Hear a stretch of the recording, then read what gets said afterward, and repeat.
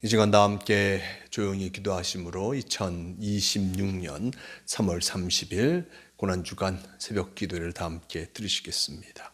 조용히 기도하시겠습니다. 기도로 주님을 더욱 깊이 알게 하시는 주님, 이 새벽에도 주님의 약속의 말씀을 우리에게 주심을 감사드립니다.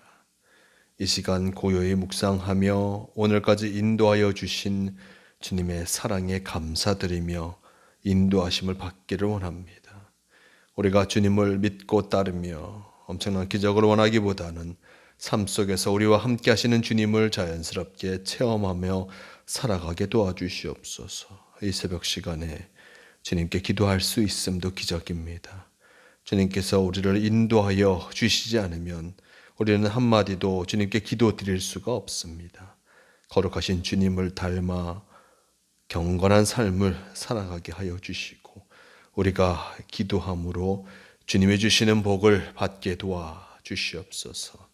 고난주간 월요일을 살아갑니다. 주님이 당하시는 고난 그 발자취를 따라가게 도와주시고 주님과 동행하는 우리가 되게 도와주시옵소서. 함께하여 주심을 믿으오며 우리 주 예수 그리스도의 이름으로 기도드리옵나이다.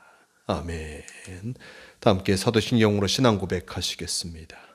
전능하사 천지를 만드신 하나님 아버지를 내가 믿사오며 그 외아들 우리 주 예수 그리스도를 믿사오니 이는 성령으로 잉태하사 동정녀 마리아에게 나시고 본디오 빌라도에게 고난을 받으사 십자가에 못 박혀 죽으시고 장사한 지 사흘 만에 죽은 자 가운데서 다시 살아나시며 하늘에 오르사 전능하신 하나님 우편에 앉아 계시다가 저리로서 산자와 죽은 자를 심판하러 오시리라.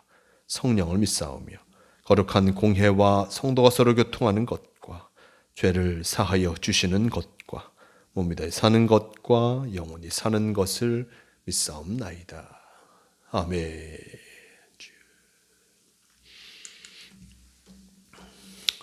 이 시간 함께 하실 하나님 말씀 마가복음 11장 12절에서 19절까지의 말씀 제가 봉독합니다.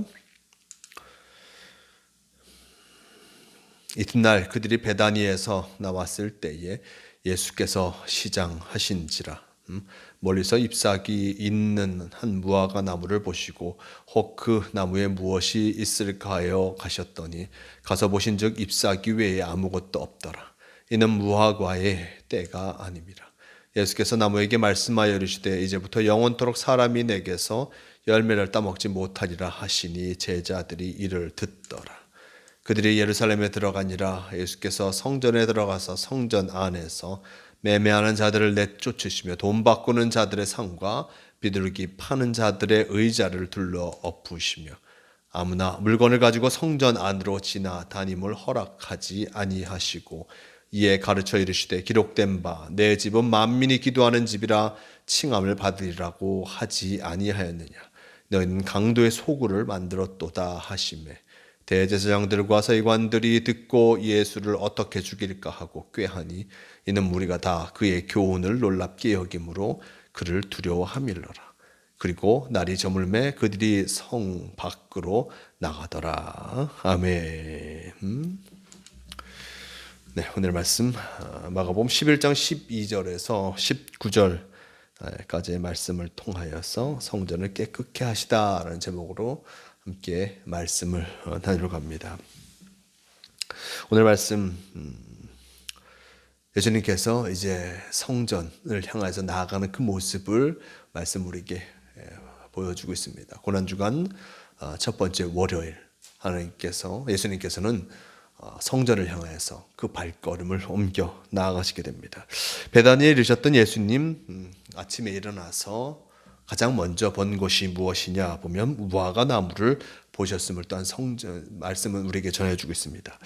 12절 말씀 이튿날 그들이 베다니에서 나왔을 때에 예수께서 시장하신지라 멀리서 잎사귀에 있는 한 무화과 나무를 보시고 혹 그 나무에 무엇이 있을까 하여 가셨더니 가서 보신즉 잎사귀 외에 아무것도 없더라. 이는 무화과의 때가 아님이라. 예수께서 나무에게 말씀하여 이르시되 이제부터 영원토록 사람이 내게서 열매를 따먹지 못하리라 하시니 제자들이 이를 듣더라라고 전하고 있습니다. 베다니에 나서 나오신 예수님 시장하셔서 무화과 잎이 무성한 그 무화과를 향해서 나아가십니다. 잎사귀가 있는 무화과 나무, 그것을 보고 무엇이 먹을 것이 있는가 하셨더니 잎사귀 외에는 아무것도 없더라라고 전합니다. 그 말씀 속에 마지막 말씀 13절 말씀 마지막 말씀은 무화과의 때가 아니라 무화과의 때가 아니니 거기에 무화과의 열매가 달려 있지 않았던 것이었습니다. 당연한 것이지요. 무화과 때가 아니니 무화과 열매가 있지 않은 것은 당연한 일 것입니다. 근데 예수님께서 이것을 보시고 하신 말씀 14절 말씀 예수께서 나무에게 말씀하여 이르시되 이제부터 영원토록 사람이 내게서 열매를 따먹지 못하리라 라고 전하고 있습니다. 열매의 때가 아닌데 열매를 찾으신 예수님, 근데 이 나무를 향하여서 내게서 열매를 따먹지 못하더라. 사람이 내게서 열매를 따먹지 못할 것이다 라고 말씀하시는 것을 보게 됩니다. 이해할 수 없는 말씀이죠. 때가 아니었음에도 불구하고 예수님께서는 무화과에게 다가가신 것이었고 잎이 있는 무화과 나무에 가신 것이었고 그럼을 통하여서 아무런 열매가 없는 무화과 나무를 책망하십니다. 이 무화과 잎이 나면 함께 열매를 맺어가는 그 모습을 보여주고 있습니다. 잎이 남과 함께 어떤 열매도 함께 시작되어서 맺어갑니다. 예수님께서 찾으신 것은 완전한 무화과 열매가 아니었습니다. 잎과 함께 시작되는 일단 처음 시작된 그 무화과 아직은 온전치 않지만 이제 시작되어서 피어져 가고 있는 만들어져 가고 있는 그 무화과 그것이라도 있을까 기대하셨지만 아무것도 없는 것을 바라보면서 예수님께서는 잎만 무성한 무화과 나무를 책망하신 것으로 우리는 이해할 것입니다. 물론 온전한 열매가 맺히는 무화과 때가 아니었습니다. 하지만 온전한 열매가 아니라 작은 열매의 시작이라도 예수님 보고 싶으셨던 것이었습니다. 근데 그런 열매가 없는 무화과 나무를 예수님께서는 참으로 저주하시는 그 모습을 우리에게 보여주고 있습니다. 이것이 무엇으로 연결되겠습니까? 바로 잎만 무성한, 형식만 가득한 그 성전의 제사, 그리고 많은 종교 지도자들을 책망하시는 그 모습을 볼 수 있습니다.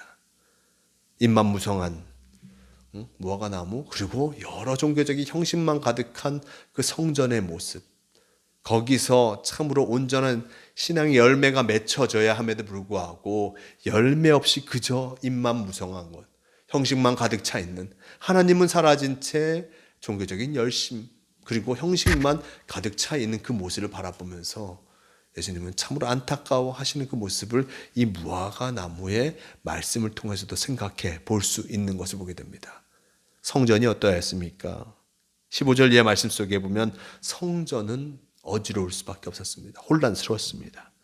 15절의 말씀, 그들이 예루살렘에 들어가니라 예수께서 성전에 들어가서 성전 밖에서 매매하는 자들을 내쫓으시며 돈 바꾸는 자들의 상과 비둘기 파는 자들의 의자를 둘러엎으시며 아무나 물건을 가지고 성전 안으로 지나다님을 허락치 아니하시고 라고 전하고 있습니다. 성전이 혼란 그 자체였습니다. 안에서 성전세를 내는 돈을 바꾸는 사람과 그리고 성전에서 제물을 드리는 그 제물을 매매하는 사람이 가득 차 있습니다.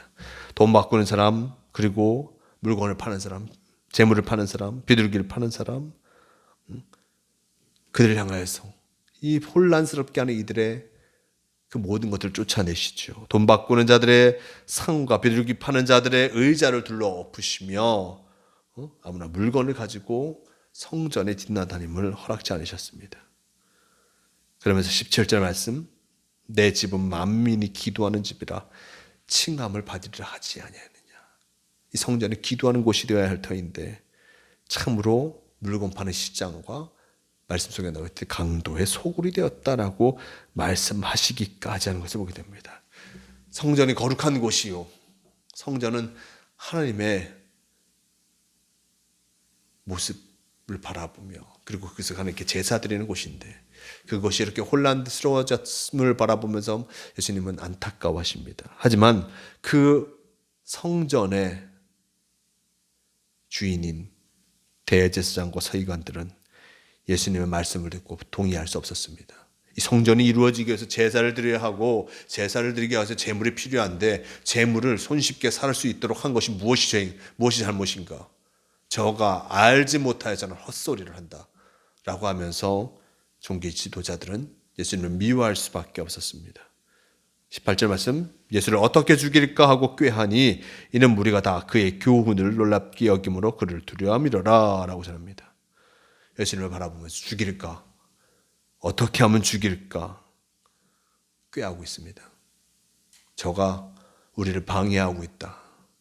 저가 바로 하나님의 말씀을 곡해하고 있다 라고 하면서 그를 죽일 것을 고민합니다. 하지만 예수님께서의 말씀이 옳기에 교훈으로 삼기도 하지만 그보다 저가 질서를 어지럽히고 있다 라고 해서 그를 죽이고자 결심하시는 그 모습을, 결심하고 있는 이들의 모습을 보게 됩니다. 하지만 예수님께서 성전을 깨끗게 하시죠. 성전의 본래 의미를 이들에게 다시금 말씀해 주시는 것을 보게 됩니다. 예수님께서 자신이 맡겨진 사명을 감당한 이후에, 그리고 19절 말씀, 날이 저물매 그들이 성 밖으로 나가더라. 성 밖에 나가서 또한 쉬시면서 새로운 일들을 준비하시는 그 모습을 보게 됩니다. 예수님께서 이제 고난의 길을 걸어가십니다. 고난의 길을 걸어가는 그 모습 속에서 시작과 같은 모습이 바로 오늘의 말씀입니다.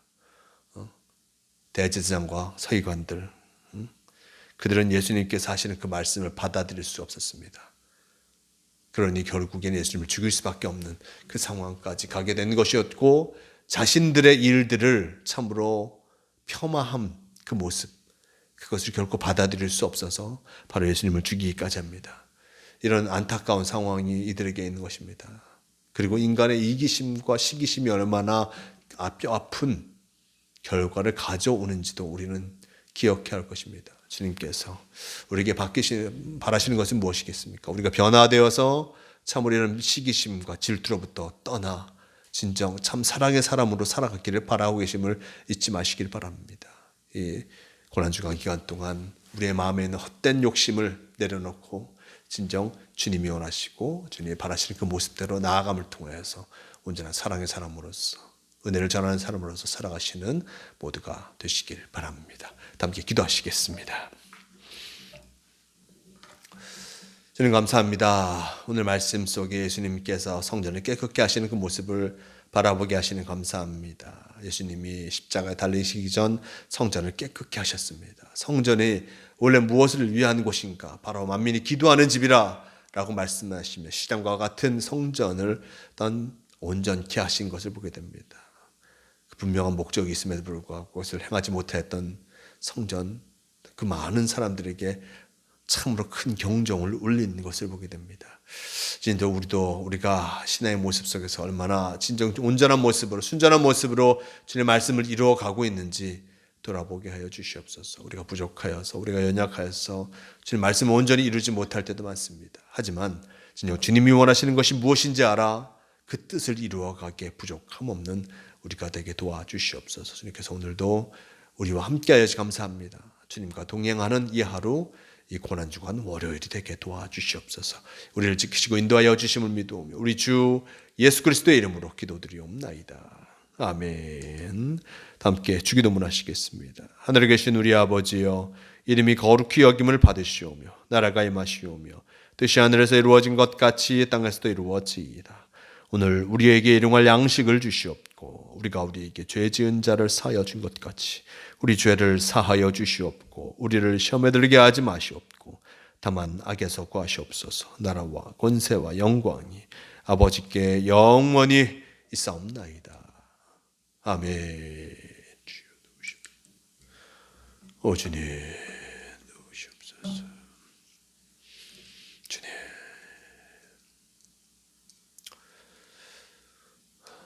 고난주간 월요일 새벽 기도를 마칩니다. 오늘도 주님과 함께 하심을 통하여서 참으로 주님께 영광 돌리는 복된 삶을 살아가시는 모두가 되시길 바랍니다.